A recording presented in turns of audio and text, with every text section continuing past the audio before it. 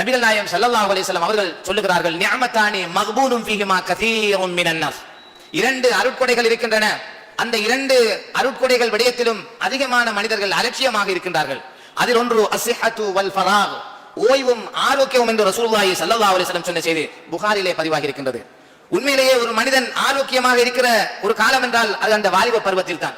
அவன் விரும்பியதை சாப்பிட முடியும், விரும்பிய அளவு சாப்பிடலாம்.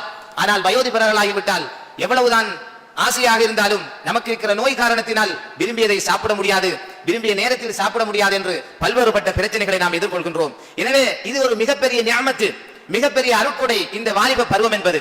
ஆனால் வேதனையான விடயம் என்னவென்றால், நமது வாலிப சமுதாயம் இந்த அல் குர்ஆன் சுன்னா இந்த பருவத்தை இவ்வளவு பெருமதியான பருவம் என்று சொல்லியும் அதையெல்லாம் கணக்கில் எடுக்காமல் இந்த காலத்தை வீணாக கழித்துக் கொண்டிருப்பது மிக மனவருத்தமான விடயமாகும். அல்லாஹ் தஆலா இந்த பருவத்திலே நாம் செய்ய வேண்டும் என்ற அல்லது நம்மிடமிருந்து அவன் எதிர்பார்க்கின்ற வணக்க வழிபாடுகள் எதையுமே செய்யாமல் வீணாக நேரங்களை கழிக்கிற வாலிபர்களை தான் நாம் அதிகமாக பார்க்கின்றோம். அன்புக்குரிய சகோதரர்களே, இந்த வாலிப பருவம் என்பதனுடைய பெருமதி என்னவென்றால், நபிகள் நாயகம் ஸல்லல்லாஹு அலைஹி வஸல்லம் அவர்கள் சொன்னார்கள், ஒரு மனிதன் சுவர்க்கத்துக்குள் நுழைவிக்கப்படுகிற போது அந்த சுவர்க்கத்திலே உள்ள பாக்கியங்களில் ஒன்று என்னவென்றால், அங்கே உள்ளவர்கள் எல்லோருக்கும் அவர்களுடைய வயோதிப நிலைகள் போக்கப்பட்டு அவர்கள் வாலிபர்களாக அந்த சுவர்க்கத்துக்குள் நுழைவார்கள் என்று ரசூலுல்லாஹி ஸல்லல்லாஹு அலைஹி வஸல்லம் அவர்கள் சொன்னார்கள். ஒரு அழைப்பாளர் அந்த சுவர்க்கத்துக்குள் சுவர்க்கவாசிகள் நுழைந்ததும் அழைப்பு விடுப்பார், இன்னலக்கும் அன் தஸிஹு ஃபலா தஸ்கமு அபதா. இந்த சுவர்க்கத்துக்குள் நீங்கள் வந்ததற்கு பிறகு உங்களுக்கு நோய் என்பது இது கிடையாது, இனிமேல் நீங்கள் ஆரோக்கியமானவர்களாக இருப்பீர்கள். வ இன்னலக்கும் அன் தஹ்யு ஃபலா தமூது அபதா. இந்த சுவர்க்கத்துக்குள் நீங்கள் வந்ததற்கு பிறகு உங்களுக்கு மவுத் என்பது கிடையாது, நீங்கள் நீடூழி காலம் உயிரோடு இருப்பீர்கள். வ இன்னலக்கும் அன் தஷிப்பு ஃபலா தஹ்ரமு அபதா. நீங்கள் இந்த சுவர்க்கத்துக்குள் வந்ததற்கு பின்னால உங்களுக்கு வயோதிபம் முதுமை என்பது கிடையாது, நீங்கள் வாலிபர்களாகவே இருப்பீர்கள் என்று சொல்லப்படும். மேலும் வ இன்னலக்கும் அன் தன்அமு ஃபலா தபஅசு அபதா.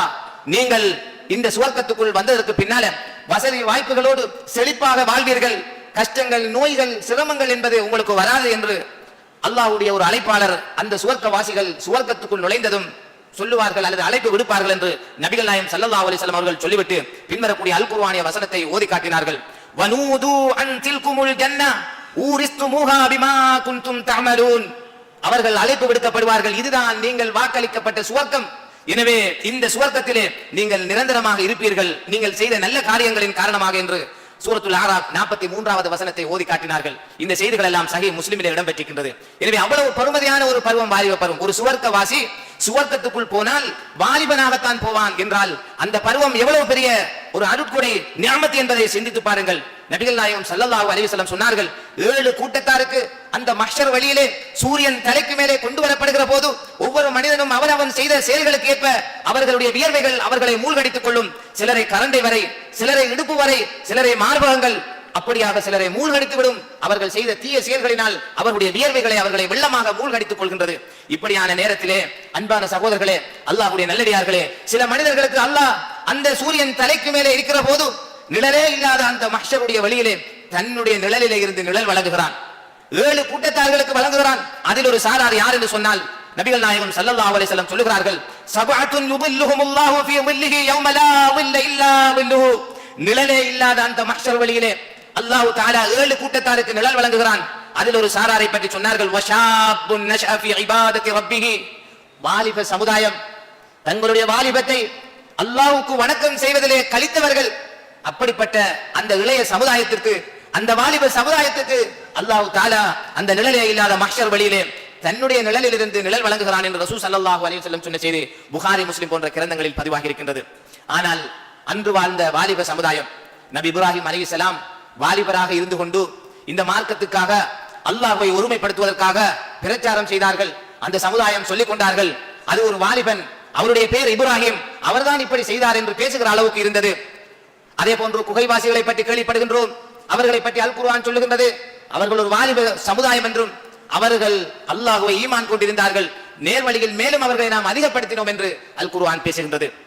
அன்பான சகோதரி, அஸ்ஹாபு சுஃபா, திண்ணை தோழர்கள் என்று நாம் சொல்லுகின்றோமே, அந்த சஹாபாக்கள் எல்லாம் நபிகள் நாயகம் ஸல்லல்லாஹு அலைஹி வஸல்லம் அவர்களோடு இந்த தீனுல் இஸ்லாத்தை அணுவணுவாக பார்த்து பார்த்து பின்பற்றியது மட்டுமல்லாமல் நமக்கெல்லாம் அந்த செய்திகள் கிடைக்கிற அளவுக்கு தொகுத்து வைத்திருந்தார்கள். அபூ ஹுரைரா ரலியல்லாஹு அன்ஹு போன்றவர்கள் நபிகளாரிடத்திலே கேட்ட, அவர்கள் செய்ததை பார்த்து இப்படி ஒவ்வொரு விஷயமாக அந்த வாலிபர்களாக இருந்து கொண்டு அவர்களுடைய வறுமையின் போதும் அவர்களுக்கு சரியான உணவு இல்லாத நிலைமையிலும் அவர்கள் தங்களுடைய வாலிபத்தை அல்லாஹ்வுக்காக அர்ப்பணித்து மார்க்கத்துக்கு பணி செய்தார்கள்.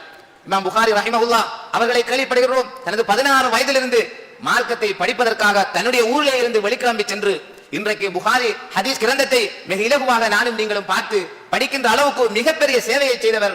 அவரும் ஒரு வாலிபனாக இருந்து அந்த பருவத்தை இப்படி கழித்ததனால் தான் நாம் இன்று பணி செய்து கொண்டிருக்கின்றோம்.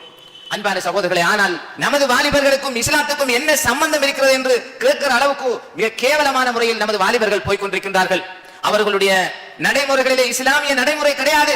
பள்ளிகளுக்கு கூட போகாத எத்தனையோ வாலிபர்களை பார்க்கின்றோம். மிக அழகான தோற்றத்தில் இருக்கிறார்கள், ஆனால் தங்களுடைய தோற்றங்களினுடைய அமைப்பையை மாற்றி அமைக்கிற அளவுக்கு அவர்களுடைய பழக்க வழக்கங்கள் போதை வஸ்துக்கு அடிமையாகின்றார்கள். இரவு நேரங்களில் தூக்கம் இல்லாமல், இரவு நேரங்களில் ஊரெல்லாம் சுத்தி இருக்கிறவர்களுக்கும் இடையூறு கொடுக்கின்றவர்களாக, எந்த நேரமும் இசையை தன்னுடைய காதுக்குள் மாட்டிக்கொள்கின்றவர்களாக, சினிமாக்களிலே அல்லது நாடகங்களிலே 24 மணித்தியாலும் மூழ்கி கொடுக்கின்றவர்களாக வாலிபர்கள் என்று சொல்கிற போது ஆண்கள் மட்டுமல்ல, பெண்களும் தான், யுவதிகளும் தான், அவர்களும் மிக மோசமாக இந்த விடயங்களில் ஈடுபட்டுக் கொண்டிருக்கின்றார்கள். எந்த அளவுக்கு என்றால் இஸ்லாத்துக்கும் அவர்களுக்கும் வெகு தூரம் என்று சொல்கின்ற அளவுக்கு நிலைமைகள் ஆகி போயிருக்கின்றது. பாடல்களை அழகாக பாடுகிறார்கள், அல் குர்ஆனிய வசனங்களை ஓத தெரியாது, சூரத்துல் ஃபாத்திஹாவை கூட ஓத தெரியாது. அவர்களுடைய முடிவெட்டுதலுக்கும் முகமது நபிக்கும் எந்த சம்பந்தமும் இல்லை. அவர்களுடைய உடுப்புக்கும் அல்லாஹ்வுடைய தூதருடைய முன்மாதிரிக்கும் எந்த சம்பந்தம் இல்லை. அவர்கள் உண்ணுகிற போது இடது கையால் உண்ணுகிறார்கள், குடிக்கிற போது இடது கையால் குடிக்கின்றார்கள். இப்படி மார்க்க நடைமுறைகளை எல்லாம் உதாசீனம் செய்கின்றவர்களாக, அவற்றையெல்லாம் புறக்கணிக்கின்றவர்களாக வாலிப சமுதாயம் உருவாகி கொண்டிருக்கின்றார்கள். இதிலே பெற்றோராகிய எங்களுக்கும் பங்கு இருக்கின்றது. அந்த வாலிபர்கள் செய்கிறார்கள் என்றால் அவர்களை பலப்படுத்துகின்ற, அவர்களை நல்வழிப்படுத்துகின்ற பாரிய பொறுப்பு பெற்றோர்கள்.